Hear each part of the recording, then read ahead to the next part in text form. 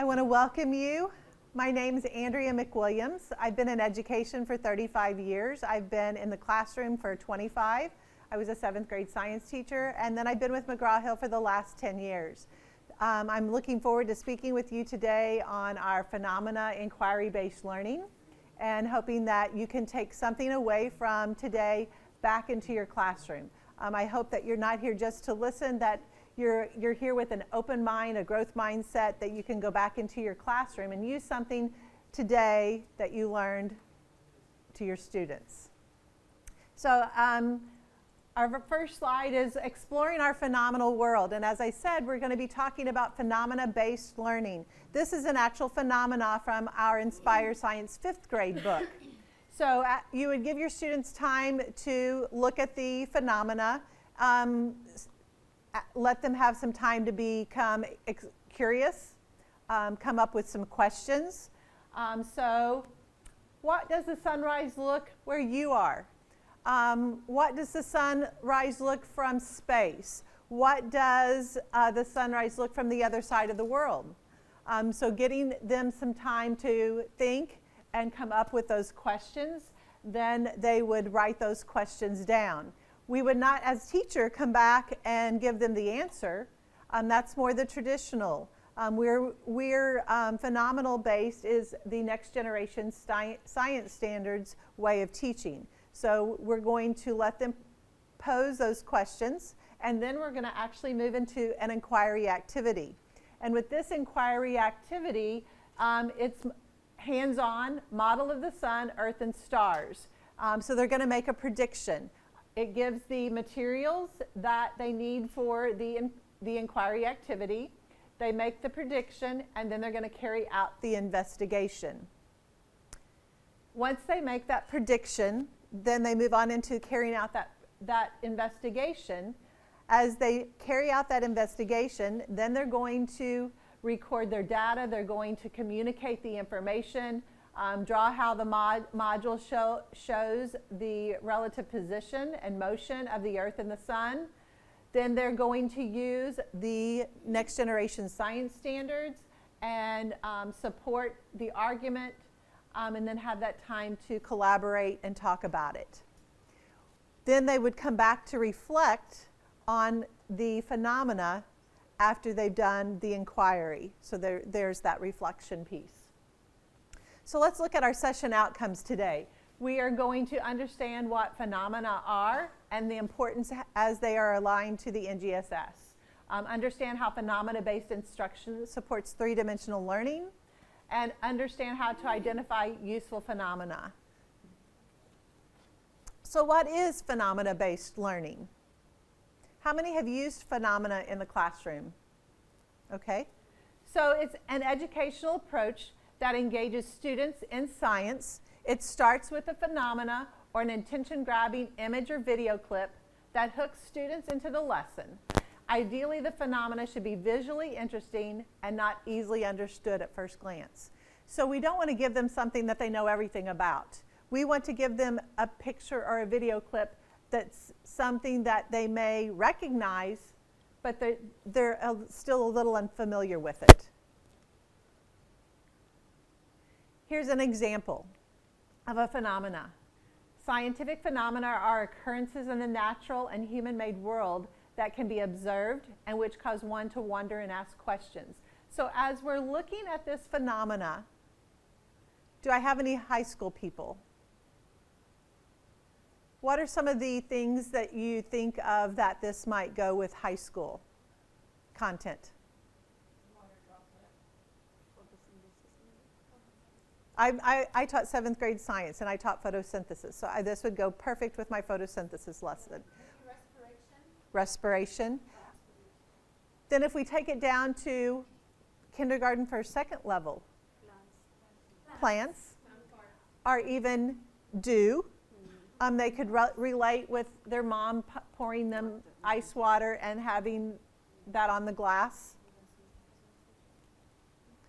Condensation. So you can see from this picture how it could relate to kindergarten, first, second grade, all the way up to high school till 9th, 10th, 11th, and 12th. So from one simple picture, it can be taken through K-12. So what phenomena have you observed this past week which has caused you to wonder and ask questions? I thought about the world disaster in Turkey. So your students, I'm sure, have heard about it. K-12 and using pictures from the news as a phenomena. And then you're able to talk about plate tectonics. You're able to talk, about different things within science.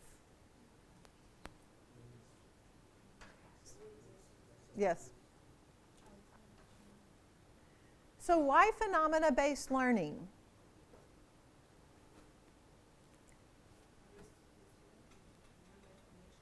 Yes. So it focuses on the learning shifts from learning about the topic to figuring out how something happens. So instead of the traditional way of teaching science, having your students read, having you tell them about content, asking questions, answering their questions, learning, memorizing the content, and taking a test, we're having our students come up with a question themselves, dive down and do an inquiry, and then reflect back on what they thought. So it becomes application over memorization.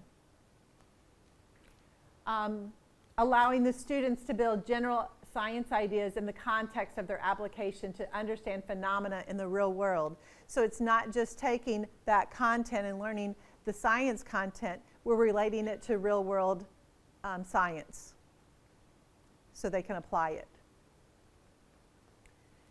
So the phenomena-driven 5E lessons of Inspire Science are designed to provoke student thinking and spark their creative problem-solving ideas. So the 5E lessons is mentioned if you go to the Next Generation Science Standard to the NGSS website. It talks about the 5Es. Inspire Science, our Inspire Science product, has the 5Es. They are color-coded in the teacher edition throughout the tabs. So we first start off with the engage. So as you're showing them the phenomena, we are engaging them. As we move from the phenomena to the inquiry activity, they're hands-on exploring. As we move from that explore to the explain, and we go back to that reflect piece, they're explaining and even evaluating, elaborating.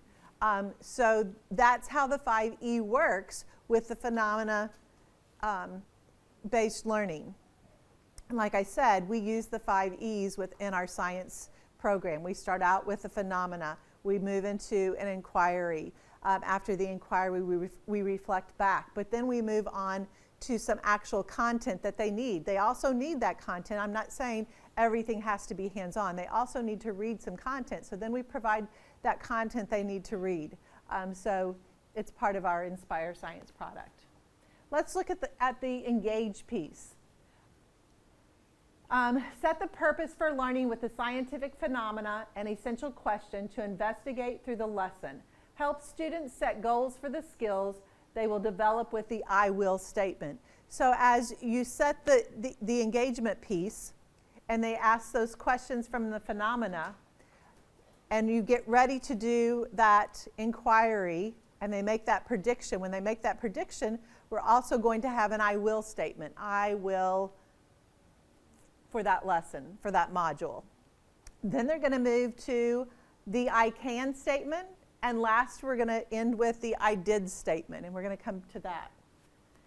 So then we move to the explore piece. In the explore piece, we're going to use interactive content to help students understand the concepts more deeply so they can answer that essential question. So we've talked about the engage, the explore.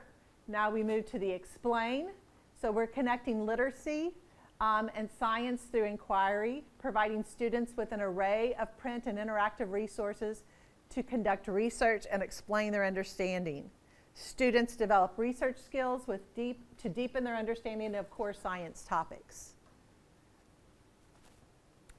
Then the elaborate is that reflect back piece. help students reflect and refine their thinking by revisiting past answers to see how their thinking has changed. So instead of us at the beginning saying you're right or wrong, they're going to come to that conclusion on their own. And how, I think on how I learn, when you think about how you learn, if you come up with that answer on yourself, you're going to remember that more than if I told you the answer. If I told you the answer to the question, you're probably going to forget it.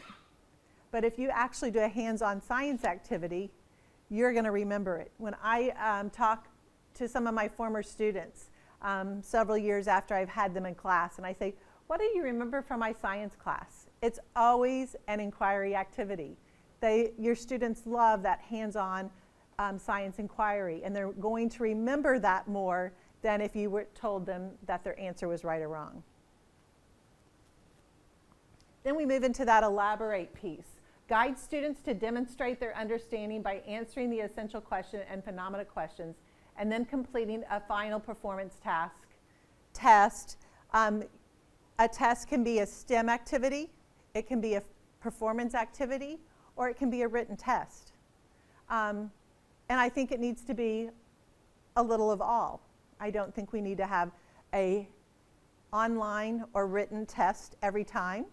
I don't think we need to have a performance task every time or a STEM every time. I think it needs to be a little of all. We have different types of learners, and so we need to give those children that are good test takers, they're going to do well on that written test, but we're going to have some that aren't the good test takers, but when you give them that performance task, they're going to shine through on that. So we need to give them an array of assessments.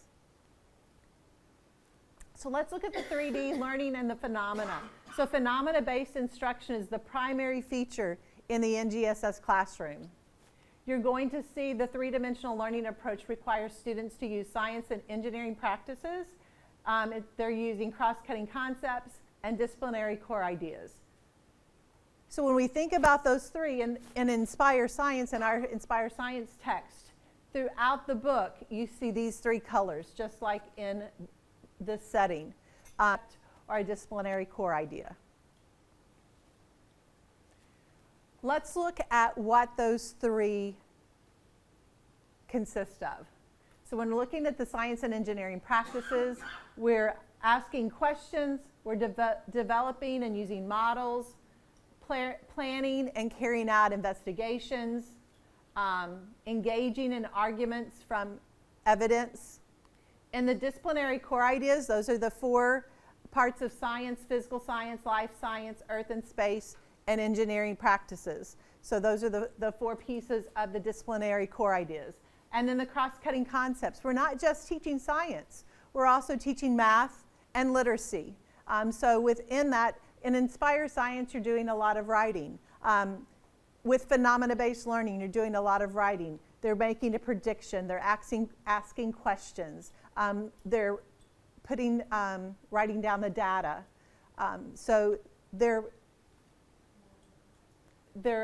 having those cross concepts, looking at patterns, cause and effect, structure and function, stability and change. So we're not just having those science concepts, we're taking those across the board into literacy. So with three-dimensional learning, students must use all 3 dimensions of learning in order to understand phenomena and to design models or solutions of the problems. So how does this fit in? We know how it fits in with our next generation science standards, but how does this fit in with your inspection framework? So if we look at your inspection framework and 2.2 applying skills A and B, students often demonstrate critical thinking, respond well to problems, and draw and reason conclusions. Students identify lines of inquiry and formulate investigation questions.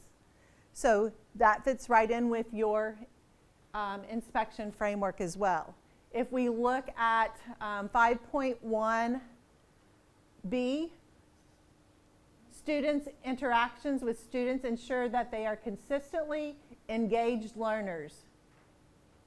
Teachers' methods of effective meeting individuals' needs. So you're also covering that when we're doing phenomena-based learning. So here's our first phenomena we're really going to dive into. Anybody have an idea what this is? It's a lizard, so it's a desert horned lizard. So as we're looking at that, what are some things that are starting to come through your mind as you're thinking? Color, camouflage, adaptations. You can see that it's spiked, and you think predator-prey maybe. I'm thinking, how does it feel? So if we're thinking, how does that feel, then we're also starting to think with our senses. Let's look at that as we're starting to think of those questions and see how this is going to fit in with our next generation science standards. So it says, use a model to describe that animals receive different types of information through their senses. So we can see, we have our blue, an orange, and our green. The fonts are very small of the slides.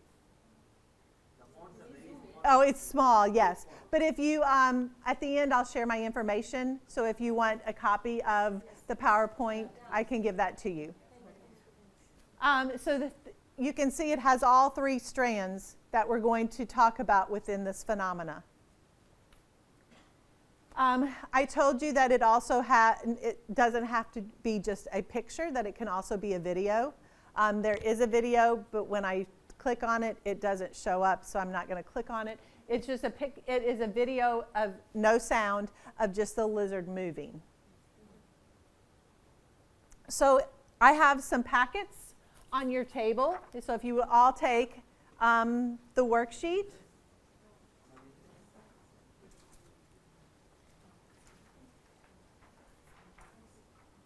We're going to talk about and work through this today. This comes straight from our grade 4 Inspire Science Information Processes and Living Things. This will be out front afterwards if you want to look at this unit. So, how do animals learn about their environments? On this worksheet it says talk about it. Look at the photo of the horned lizard. What are you curious about? Share your observation with a partner and record your questions below. So I want you to go ahead and work with the people at your table and come up with those questions.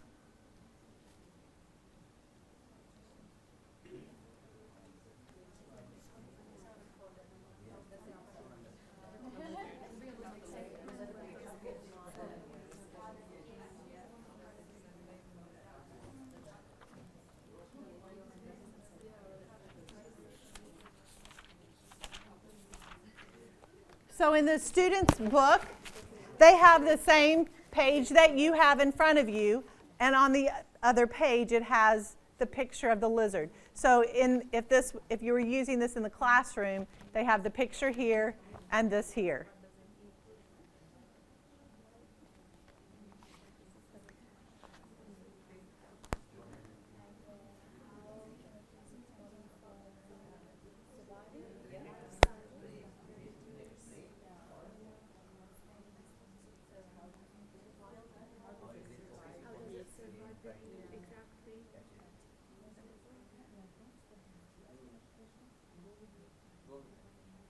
So in the classroom, you've given your students, you would give your students more time, but they have these questions now.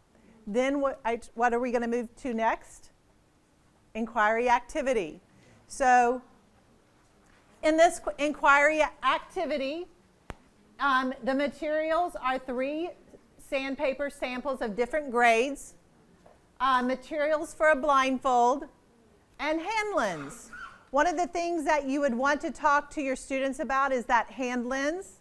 If you turn it one way, it has one magnification. If you turn it over, it has a different magnification. So giving your students a little time before they start to actually have some time to look through and discover with the hand lens.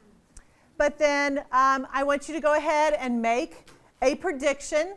And after you've made that prediction, I want you to go ahead and carry out the investigation. After you carry out the investigation, we're going to come back together and reflect and talk a few minutes. So I'm going to give you about 10 minutes to carry out the investigation. Are there any questions online right now? Good. Slide periods will be along with the McGraw Hill books? Yes. This will be like kids. So I've had one question, and the question was, are these materials in the McGraw Hill materials? So you can buy a kit, and the kit has these in different, you have a kit for each module, and within the module, then they're in little baggies, kind of like I just had, so they're right there for you. I'm traveling all week, so I need my little baggies back. So make sure that when we finish today, you put them back in the baggie so I can take them with me to my next location. But you can buy the kits with the materials within them.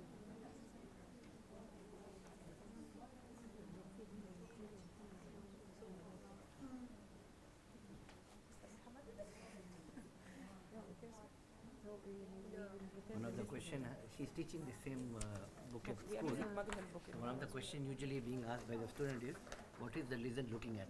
Oh, that would be. Also, first question. I told her it must be looking at the prey or the predator. Also, yeah, also gives us an information about what the lizard could be looking at. If there's a prey or predator around, threatening, Right. what Just threatening. puffing up. And with Inspire Science, when you first start, your students aren't used to probably writing in science. And you're probably going to have to do some modeling and show them what your expectations are. And you may have to help model predictions for the first module maybe. And then after that, then they know what you expect, and then they'll start. Yes. So I always tell my teachers in the United States, that's one of the things they always say, well, my kids don't want to write. Well, you're going to have to teach them at the beginning and do some modeling at the beginning, and then they're going to see what you expect. But one of the things that I've seen in the States, because I have some of the schools that have been using this for 5 years now, their scores are starting to really go up because of the inquiry and that higher order thinking and the writing that's required. And not only the writing, but they're also learning so many of the different literacy strategies with comparing and contrasting and those skills. So maybe tough the first year, but you'll start to see This afterwards. is our first year using this program. Oh, good.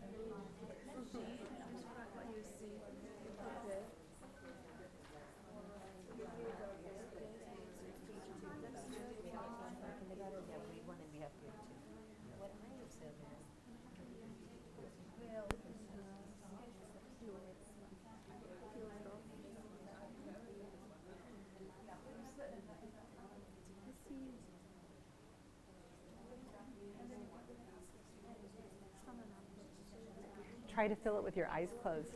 Okay, Close your eyes and try to just, just testing how it looks first. right. Then how it feels. Because the first time I closed my eyes and started to fill, when your eyes are closed and you're feeling, it's different than when you're looking at it. Because when you're looking at it, you can see a difference in color and size. No, Eye allergy. you don't. Well, and you don't have to if you want to No, just close your eyes and follow feel. the safety measures That's at school, right. So we never allow anyone to use somebody else.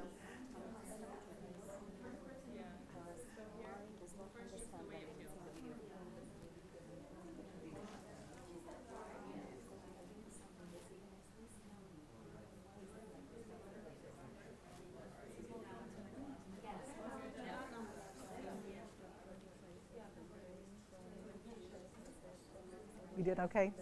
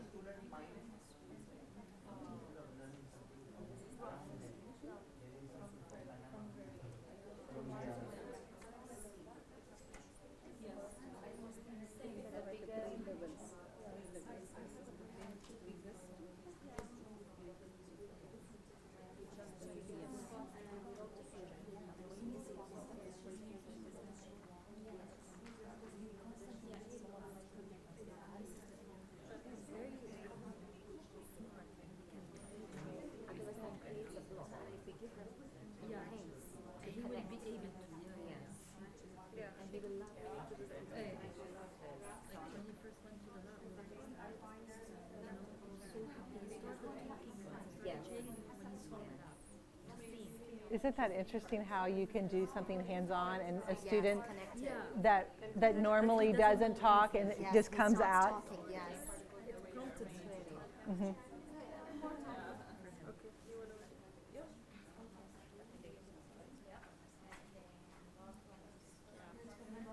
Okay, I had a question. How do we accomplish predictions with the kindergarten age learners? Do I have any kindergarten teachers in here? So, and you're using McGraw Hill's Inspire Science, right? So what have you found in the classroom so far? Are you talking about the topics or what? The experience, yeah, they feel so exact because it's always have phenomena. Each lesson we start with a phenomena, and that's why they always waiting for the science session, okay? Because they love hands-on activities, and they have to they love to observe and to see what the results of what they observed. If it's an experiment or is it something we need to do or something we need to find out. So when you first started out, did your students, were they able to make predictions or did you have to model a little bit? Yeah, they did. Some Okay. of them, yeah, and some of them were like waiting. to see. Right. So the thing that you're going to have to do is you're going to have to give them time to observe and let them observe, and then you can have conversation with them. And then if they're still not able to come up with that prediction on their own, is at first you're going to have to model and say, okay, here's kind of what I'm thinking, and just talk out loud with your thinking. Pictures or things to choose from. Right. Explore more, and then they can Right. see what they come up with. Right. So exploring and then letting them predict and then modeling, and as you're modeling, talking through what you're thinking and what your prediction would be. We don't want to do the thinking for them, but at first, especially when you're starting, this school has Inspire, and I was talking to them and sharing that you're going to have to do some modeling at first with them. And then as you move on to the next model and the next model, they're going to be able to do more. And I was sharing with them, I've had some teachers in the state that complain that their students just don't want to do the writing. Yes. So I said, model it first. You're going to have to show them what you expect. And so that first couple lessons, you're going to do a lot more modeling. And then as you move more throughout the year, they're going to be able to do more and more. And I was sharing within the United States, I've had a school that's been using Inspire for 5 years. Their scores are really starting to go up because of the writing, of the literacy that's taught throughout science, the cause and effect, the patterns in math. So after the first year may be very frustrating for you, but after that, seeing those leaps. And then after the first year, the next group of kids that you're going to get will have had Inspire Science. So they're going to know what to expect. I have a question. Yes. Like especially from K to 2. Yes, This is the thing we struggle with, that the students don't want to write. right. So my suggestion would be, when we're asking them to question us, make predictions, why don't they put in like 2 examples in there for the beginning units, and they reduce them, like if they put in 2 questions and let them pick which one suits Right. them initially. Right. As they move on with the lessons, there is one question and then they have to make their own question. As they move on, the questions will be gone away, the predicting question samples, and they have to make their own. So it will be like a progress. It will Right. be going up the ladder. This does not happen. So every teacher, I cannot say that we all can do it. Right. We all are not perfect. So if we get that in the Inspire Science, it gives, it's a smooth sailing, Right. that we move from choosing what question they think, And- and then they make their own. And in the teacher's edition, it does give you some prompts of what to say and questions that you can ask it. So in the student book, it doesn't give them those choices. Yeah, I want them to have these choices. But in the teacher edition, it does give you prompts of different things and Yes. choices to give them. Yes. So even though those choices aren't there for them, you Yes. do have those prompts to share with them. Yes. But then again, if I share, they have to write. Yes, I'm trying to skip that part in the beginning Right. and bring them towards it. exactly. Any other discussions? No, we were just talking about following the scientific So it's just basically depends on like making the hypothesis, then moving through the steps towards the conclusion at the end. The hands-on activity is very important. We give them prompts, as you mentioned before. We just tell them, I think that. Right. And at the beginning of the year, especially in the back-to-school week, we just make random experiments about random topics. Sometimes students suggest these topics, and sometimes we suggest these topics, and then we carry on with the lessons themselves.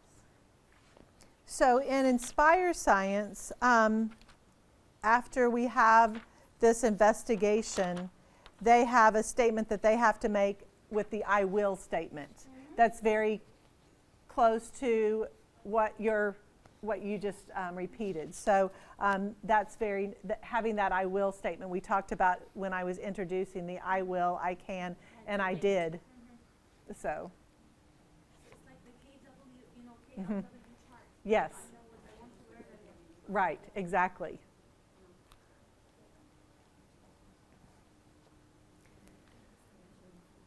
So let's come back together and do some reflective pieces within this inquiry. If I don't use my clicker, it goes to sleep.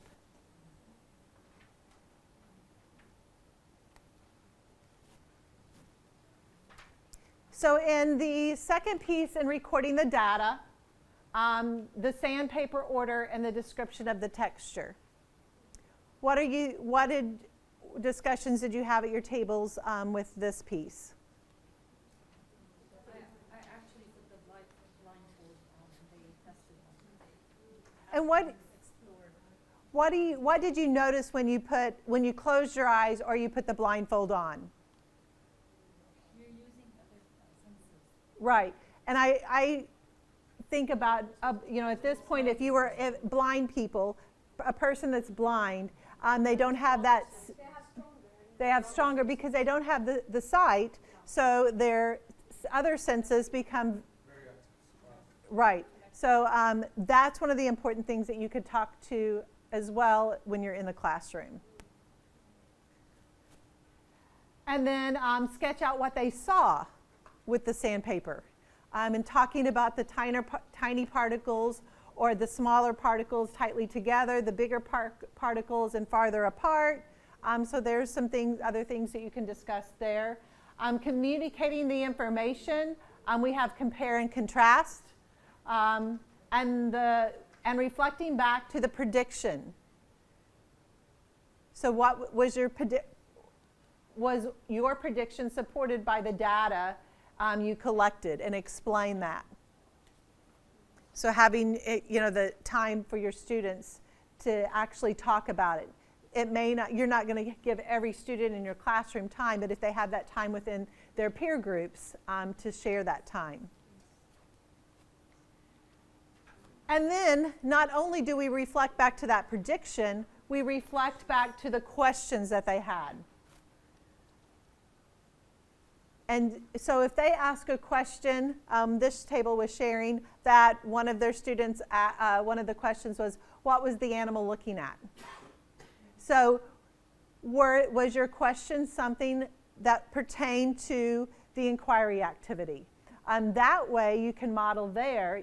They ask a question. Was it a question that was a question that they should have asked with this inquiry? No, we're not saying that they were wrong, but then we can actually show them and model types of questions that they need to ask. And so that's something there that's important. You don't want to, if they've come up with a question, we don't want to criticize the question they came up, but working through that inquiry, then they can see, oh, I didn't ask a very good question. So next time they may try even harder or think a little more about what type of question to ask.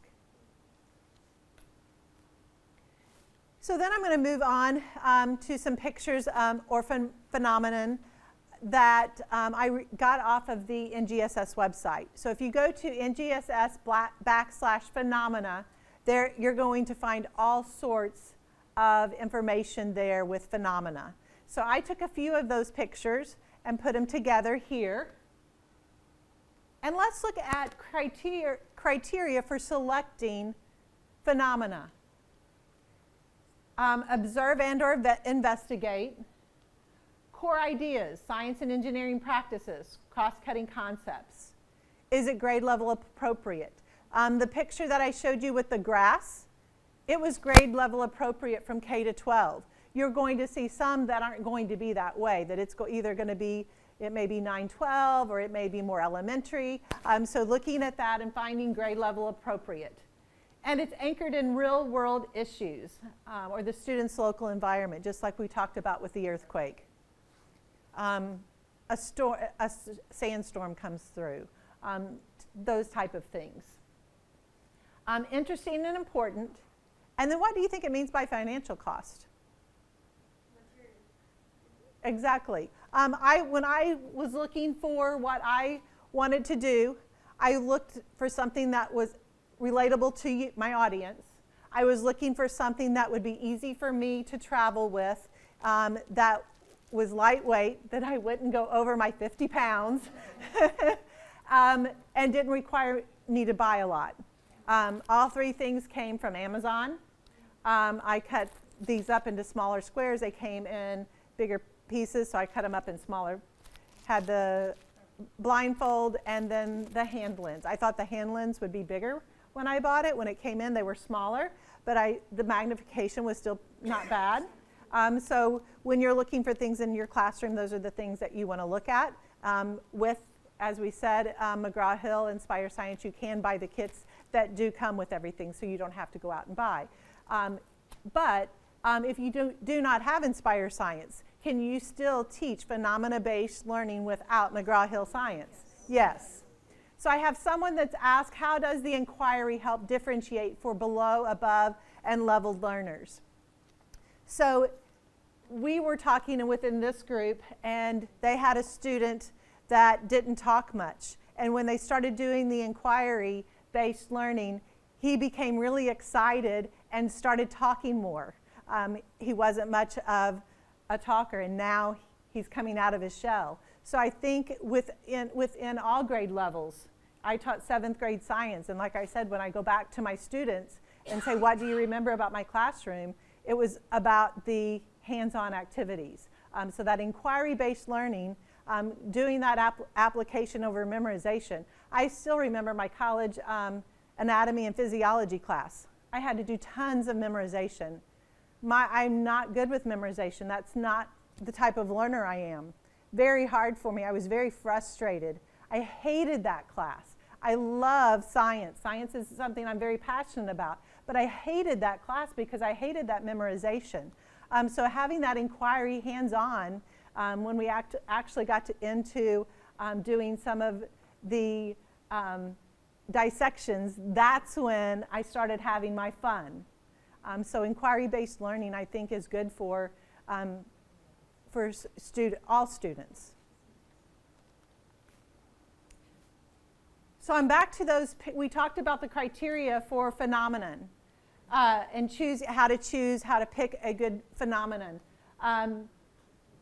So let's talk about these phenomena. So looking at the top left, anybody have any ideas what that might be? Life cycle. The life cycle of a strawberry. So it starts off with the small seed, and then the flower starts blooming and goes around. We have the strawberries starting to form here and then starting to change color. So what are some things you could teach with that? You could do any type of your cycles. You could also Function of the flower. the function of the flower, photosynthesis. So there's a lot you could do with that, even early age up to farther on in science. Then we look at the bird. We think about the fluffing of the feathers, the down feathers, the hollow bones, the adaptations. Do all birds have the same beak? No. So you think at the type of beak they have depends on what type of food that they eat. So there becomes a good discussion there. That is a spider in a spider web, and it's caught its prey. Food chain relationship, right. And of course, you can see what this is, the candles in different sizes, the types of burn, oxidation, chemical reaction, physical reaction, The change from solid to liquid. solid to liquid, shadows, light. This picture right here is taken from an airplane. So those are clouds. So you could go with cumulus, stratus, cirrus clouds, the different types of clouds. I remember I had my kids bring in a 2-liter bottle, and we put water in the bottom, dropped the match so there would be particles form, and then you could push and perform pressure and create a cloud in the classroom. That was one of those that were fun for them as well. The next one we're looking at, a deciduous tree. The leaves fall, they turn colors, seasons, fall, spring. Yes. You could even talk about the different types of trees, coniferous and deciduous. Habitats. So when I left Missouri, St. Louis, Missouri, in the United States, I had snow and ice. So that we take a little snowball and then we roll it and make a big snowman. But how does the hole, how could that have gotten? Maybe centrifugal forces. So there's, now I can relate to the bottom picture. Would all of your students in the classroom relate to that picture? Yes. Some yes, some no. Okay, so because it's not relatable to all of your students, does that make it a bad phenomenon? Okay, and we may want to bring that into the classroom just so that they can see that experience. Sand dunes? And mirage. And see, so your students aren't going to relate to the snow, where the students in my classroom back in the States wouldn't relate to the last two. But then again, like I said, my students wouldn't have that experience. Not all of my students, some of my students would have that, because we do have deserts in the United States, and some of my students probably would have traveled there. But not all of my students, it would be relatable. But that doesn't mean that I wouldn't want to bring that into my classroom to give them that experience. So you do want it to be relatable, but you also, like I said at the beginning, you don't want it to be something that they already know. You want them to also start forming some questions and increase their knowledge. So I have an activity for us to end on. Observe the phenomena. Identify one you could introduce to your students in the coming weeks. Using pictures or words, write down a possible student explanation for why the phenomena occurs. Why did I say use pictures or words? Because some of them don't have a Right, so the kindergarten, the KG, they're not going to be able to write a sentence, so they're going to do the pictures. So I'm going to go back to the pictures and give you a few minutes to think about one of the phenomena that you could identify and use in your classroom in the coming weeks.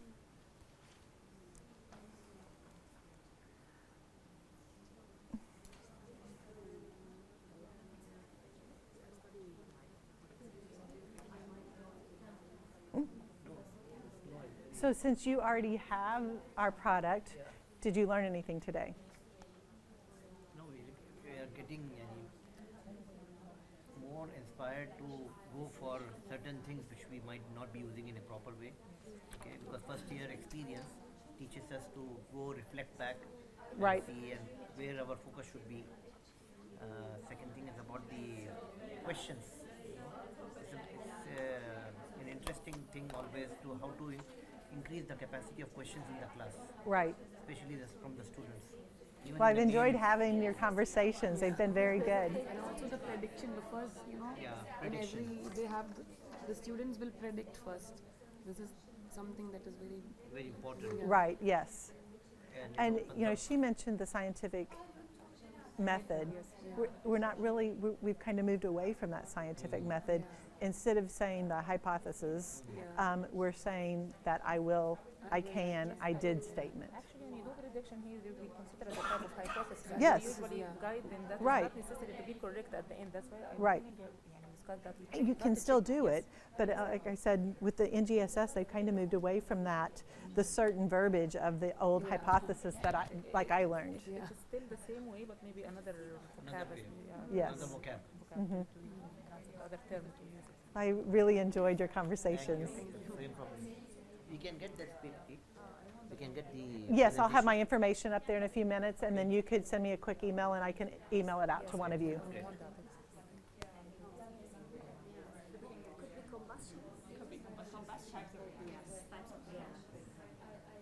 Okay, so let's come back together and let's talk about some of your ideas. So what one person thought of to use in their classroom, somebody else is going to think something else. So if we all share, or most of us share some of our ideas, think about all of the ideas you can take back into your classroom. So does this table have any ideas that they would like to share? We are busy at the moment because I teach grade 4. We're busy with energy and forces. So I chose the snowball because of the forces, and you can teach them the push method, how pushing could help them, and then also the candles and how light travels in a straight line. Good, perfect. So we're doing physical and chemical changes. So we took the candle picture because it basically shows that the candle is changing. It's becoming a new product, or it cannot be reversed again. Right. So yeah. When the So candle they picked the candle for the physical and chemical changes. But for example, they picked it for a different topic, like Right. same. They picked the candles, but theirs was for light. Yeah. Yeah. So it's for the form, it's how Yeah. it changes. Right. And the question you normally get, that I'm expecting I would get is, Yeah. some of the students will be like, can we get the candle back? Right. Yeah. Once it has And that's one of the questions I always ask. You know, well, they'll say, "Was that a physical change or a chemical change?" Yes. And that's one of the things I always use them to. Okay, here's how you can decide if it's physical or chemical. Can you get the original Yes. back? If you can't, you know, water. You know, you have water, it turns to ice. Can you get the water back? Yes. So that has to be a physical change.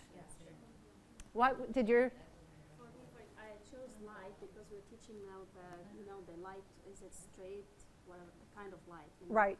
as well the shadows, and we will come into like the kind of mirrors later on. So started with the light source as well, the types of sources.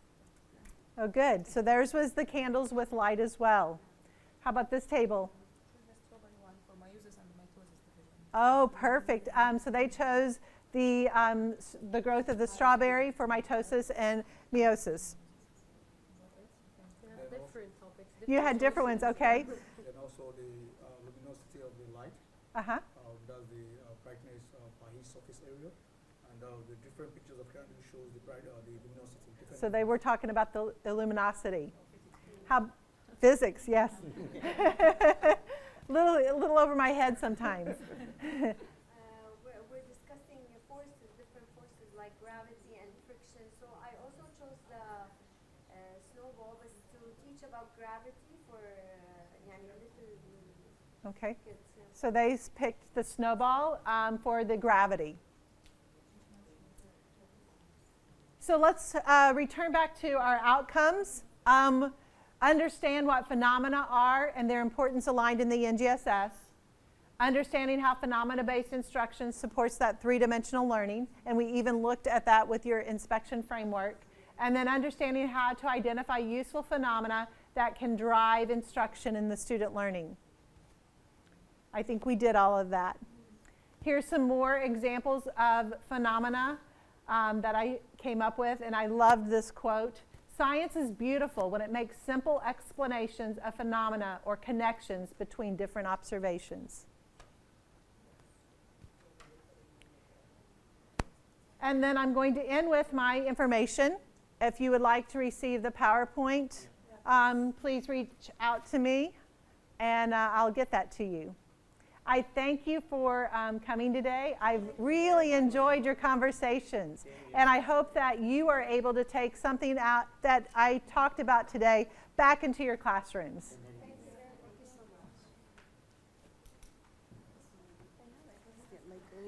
we heard from the publishers, like we have map practice questions Uh-huh. along with the resource. Do we have really that map-based questions for map exams?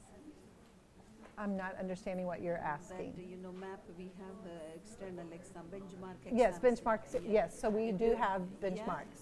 Benchmark questions, are there practice questions? Yes, so one question I had was about assessments. And she was asking if we had benchmark assessments. So in Inspire Science we do. When you go to the assessment tab, there are assessments for each lesson. There are vocabulary. Then you come to the module assessment. And then within the module, and then within that, we also have benchmark exams. There's so many different types of assessments, but yes, there are benchmark assessments. And everyone can be customized. You can even add in your own questions. You can give it online. It can be printed. So there's several different ways that within the United States, all of their testing is online. So I tell the teachers, I said, you don't want them to take, I still think paper pencil is good for a student. But I also see the very help of taking online testing because it's going to prepare your students for that state assessment. So yes, they need that online testing, but I think they also have a time and a place for paper pencil as well. I think there's a time that they need to do that STEM activity because they need to work through all of those different steps. So that STEM activity, instead of teaching through, they're going to do all of their learning through that STEM activity. I had a hard time switching over to that. I wanted to have that control. We have to learn we're not teachers anymore. We're facilitators. We're helping our students facilitate their learning. We're not teaching them anymore. We're facilitating their learning. And that was hard for me to switch over to, and having that growth mindset and trying to get out of our comfort zone as teachers, because I was taught the old traditional way, and now we're doing it a different way. So as teachers, we have to get out of that fixed learning and into a growth set mind. From our experience, I think we need little more support for the early learning, KG to 2. Yes. From the resources. And if you can pass on that to the publishers. Yes.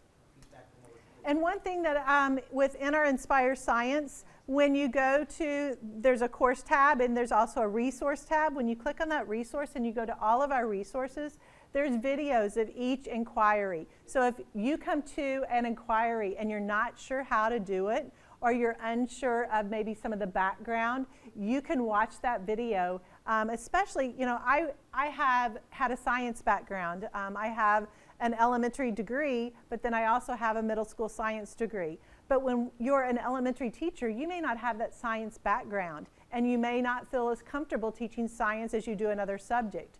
That's why for those younger grade levels, we do have those videos of a pre-recorded of each one of the inquiry activities. Any other super questions? Any other questions? Do you have readers for each topic? So we do have grade level readers that follow along with our Reading Wonders program as well. But they are leveled readers, and there's 4 different levels for each. So the book is the same content, but they're written on 4 different reading levels. Great questions. Because I know there's another program, they just have 3 levels, and I find the easiest level as well difficult for my students. Right. So if you're giving the option of 4 levels, I would like to know how do they begin with. Right. Maybe it's more picture-based than the wordings. Right. Again, thank you so much for coming and spending your time with us.